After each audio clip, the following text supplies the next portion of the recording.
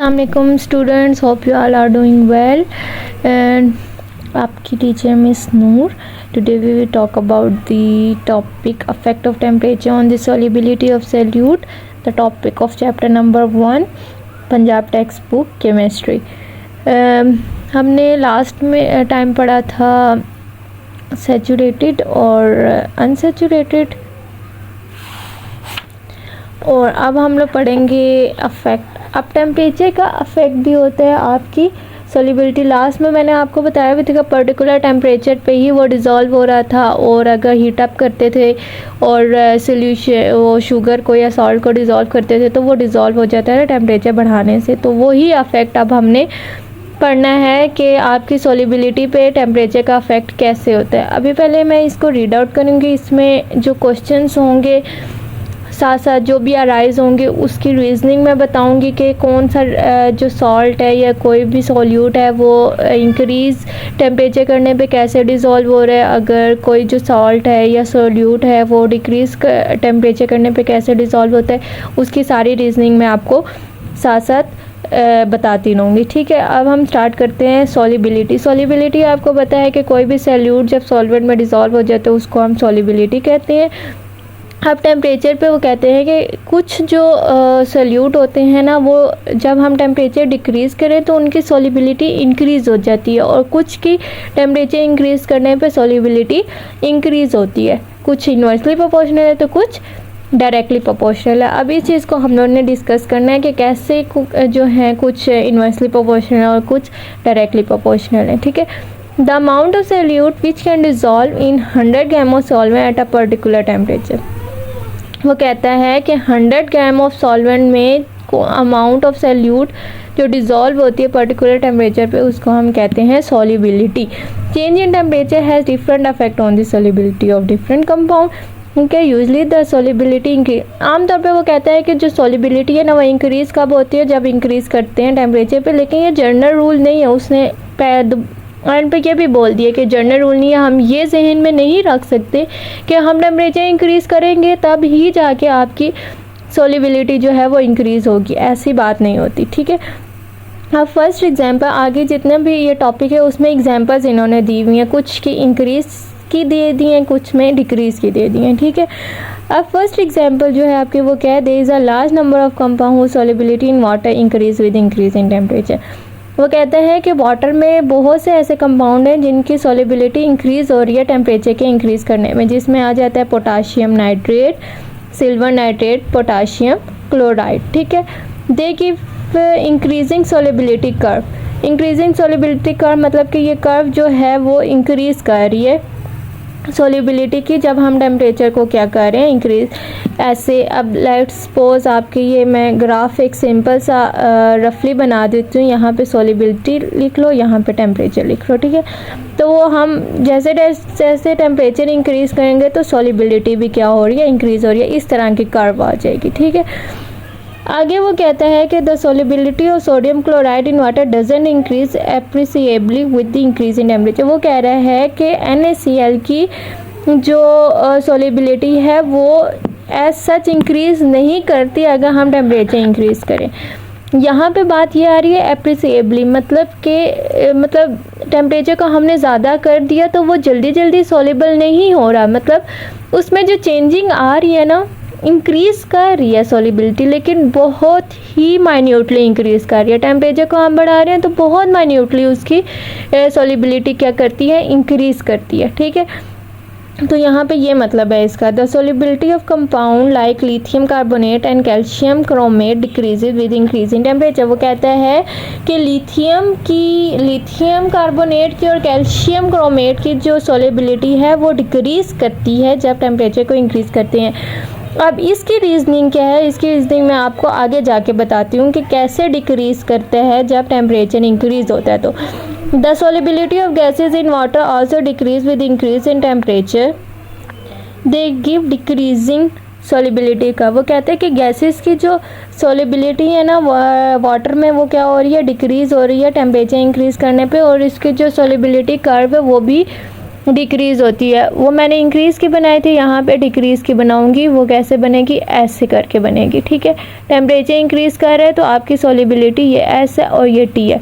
Solubility क्या कर रही है, डिक्रीज़ कर रही है। The solubility of copper sulphate and sodium nitrate also increase in temperature, however the solubility of calcium hydroxide decrease with increase in temperature. अच्छा, अब ये तो सिंपल एग्जांपल्स थी। अब मेन जो इसमें रीजनिंग आ जाती है, एक तो मैंने आपको ये बतानी है कि टेम्परेचर अगर इंक्रीज़ करते हैं तो जो आपका सॉल्युबिलिटी है वो डिक्रीज़ कैसे होती है, ठीक है।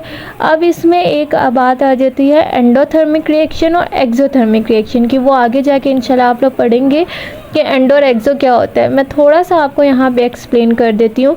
एंडोथर्मिक रिएक्शन वो होते हैं जब आपका सिस्टम है ना, सिस्टम को जब हम हीट देते हैं ना और वो हीट एब्जॉर्व करके अपना रिएक्शन परफॉर्म करते हैं, मतलब जब तक हम उसको हीट नहीं देंगे उनके दरमियान में रिएक्शन नहीं होगा, तो वो कौन सा रिएक्शन होता है, एंडोथर्मिक रिएक्शन होता है।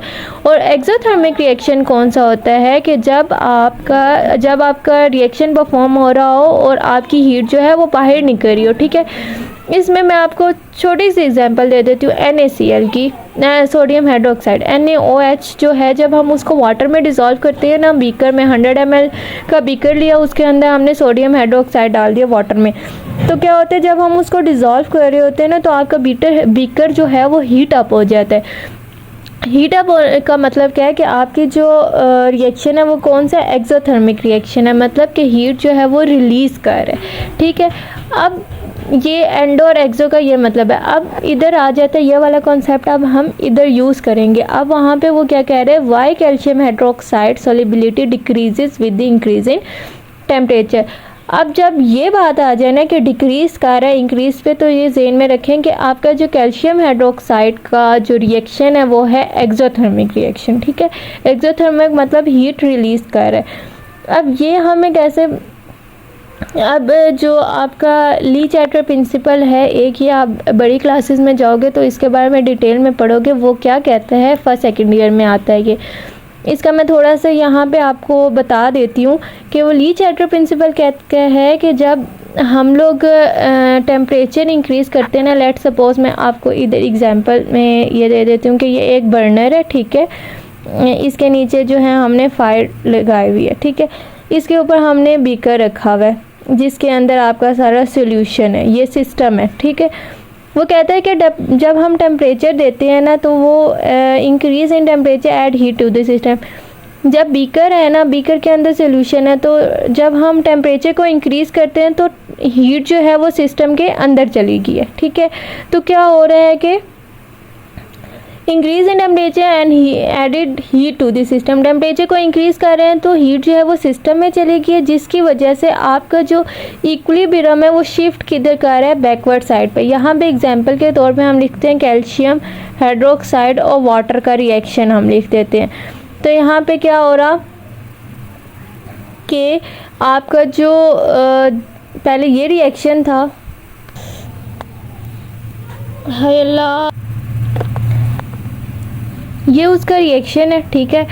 इसमें क्या होता है कि जब हम आपने पढ़ा कि जब हमने रिएक्शन परफॉर्म कराना है ना, जब हम वाटर में कैल्शियम हाइड्रोक्साइड डाल रहे हैं ना, तो जब ये दोनों आपस में मिक्स करेंगे ना तो हीट क्या हो रही है, बाहर निकल रही है। लेकिन जब हम इसका उल्टा करेंगे, रिवर्स करेंगे कि हम इसको हीट देंगे, तो हीट तो उसको चाहिए ही नहीं, वो ऑलरेडी जो उसकी अपनी हीट है वो बाहर निकाल रहा है। तो जब हम हीट उसको प्रोवाइड कर रहे हैं तो वो प्रोडक्ट बनाने के बजाय दोबारा क्या करेगा, रिएक्टेंट बनाने लग जाएगा। तो इसलिए कह रहे हैं कि जब हम टेम्परेचर को इंक्रीज़ करेंगे तो आपकी सॉल्युबिलिटी क्या हो जाती है, डिक्रीज़ हो जाती है। क्यों? क्योंकि वो जो रिएक्शन है वो कौन सा है, एक्सोथर्मिक रिएक्शन है या प्रोसेस है, ठीक है। नेक्स्ट वो कहते हैं how variation of solubility at different temperature can be useful. कहते हैं कि ये जो इंक्रीज़ और डिक्रीज़ है सॉल्युबिलिटी का टेम्परेचर पे जो डिपेंड कर रहे हैं वो हमारे लिए यूज़फुल क्या है। अगर हम इंक्रीज़ की बात करें कि जो आपका लिक्विड या कह लो कि सॉलिड सॉल्युबिलिटी इंक्रीज़ हो जाती है टेम्परेचर के इंक्रीज़ करने पे, तो वो हमारे पास प्योरीफाइड फॉर्म में कंपाउंड आ जाते हैं, सॉलिड जो है वो क्रिस्टल के फॉर्म में हमारे पास प्योरीफाइड फॉर्म में आ जाते हैं, ठीक है।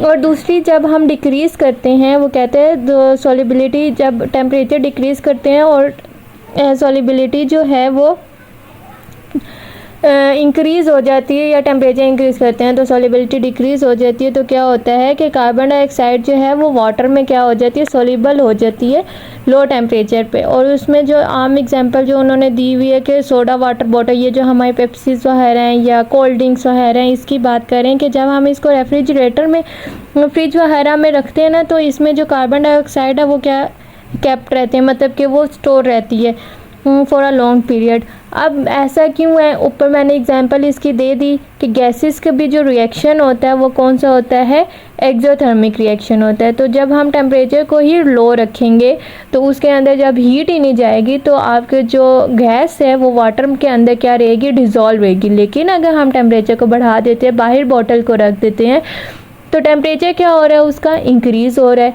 जब इंक्रीज़ होगा तो आपके जो रिएक्शन है वो मूव किस तरफ करेगा, वो प्रोडक्ट बनाने के बजाय वो दोबारा क्या बनाएगा, रिएक्टेंट बनाएगा, और आपकी गैस जो है वो सॉल्युबल नहीं रहेगी। This is your lecture today. Any confusion, any query, you can ask me a question, I will definitely reply you. Thank you so much. Please subscribe my channel, press the bell icon, ताकि आपको आने वाली notification आ सके, आने वाले lecture का notification मिल सके। Thank you. अल्लाह हाफिज़।